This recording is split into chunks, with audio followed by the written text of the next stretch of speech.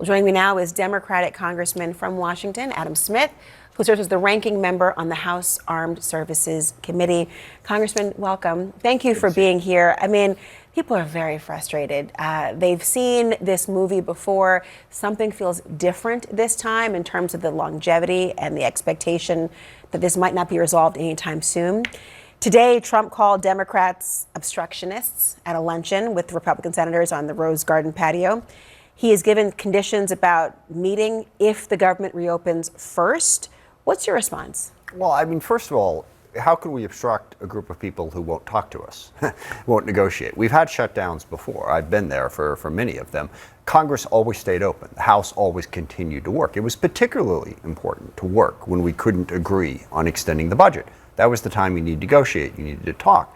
What the Republicans are saying is, no, you have to accept our budget, period. You know, we're not going to negotiate with you. Meanwhile, on November 1st, November 4th is election day, November 1st, healthcare costs are going to go through the ceiling. And we, as Democrats, said we need to do something about that. And said, we'll talk about it on November 21st, after it all happens. And they will not negotiate, even as millions of people are going to see their healthcare go up. And for Speaker Johnson to shut down the United States House of Representatives, to refuse to appoint the member of Congress elected from Arizona, I mean, this is obstruction of democracy. Democracy is we get together and we negotiate. But also, in addition to the health care problem, Donald Trump, as Brandon just mentioned, had been doing this long before October 1st, long before the shutdown. DOJ had fired hundreds of thousands of employees, frozen hundreds of billions of dollars in programs illegally. Disrupted business all over the place. And that is another issue that we Democrats want to see addressed. What Republicans want is they want us to simply vote to continue Donald Trump's budget and Donald Trump's government. And we got a whole series of very legitimate objectives. Now, if they want our votes, come talk. Let's negotiate. Otherwise, they ought to just do it with Republican votes. Healthcare, very significant, but one of many issues facing constituents. And I'm curious, as the ranking member of the House Armed Services Committee, how is this shutdown directly impacting your ability to investigate, have hearings, find out information about areas that are even outside of that healthcare realm? Well, with Congress not in session, we're not meeting as a committee. We're not doing oversight.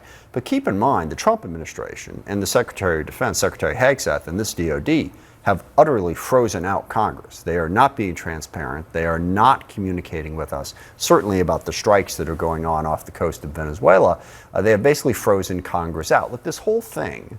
And you can't have these hearings then. You've asked for hearings about what's going on in the Caribbean, these strikes. We can't have hearings when we're not in session, but they weren't even having the hearings before that to honestly do oversight. And, of course, Donald Trump fired all the inspector generals, all the judge advocate generals, all the ethics people who were supposed to do oversight. I want the American people to understand there's 1,000 issues here, but it all comes back to one thing. Donald Trump wants to consolidate the power in his hands. And he wants to undermine every other institution. He wants to undermine Congress. He wants to undermine the media. As we've seen with some of the lawsuits, the Pentagon has now kicked the media out unless they are allowed to pre-approve the stories that the media writes about the Pentagon. Are we living in North Korea? So this is about the consolidation of power. And the shutdown fight, yes, it is about health care. It is about the millions of people who are going to lose their health care and see their costs go up. But it is also about democracy. It is about not allowing President Trump to disobey the law, consolidate power, and ignore Congress, shut down the media, use the Justice Department to persecute his personal enemies.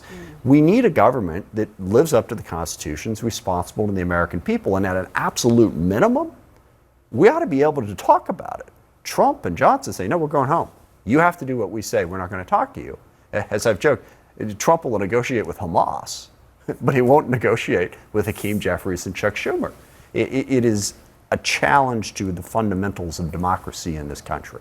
And the collateral damage, the American people. Yeah, I want to be clear on that. Look, the impacts of this shutdown are devastating. So why won't Donald Trump negotiate with us? Why won't Mike Johnson bring the Congress back into session and negotiate with us to open up the government and fix this problem instead of saying, no, you have to vote for my autocratic government or I'm not going to talk to you. That's not the way this process is supposed to work. Congressman Adam Smith, thank you for joining. Thanks. Appreciate the chance.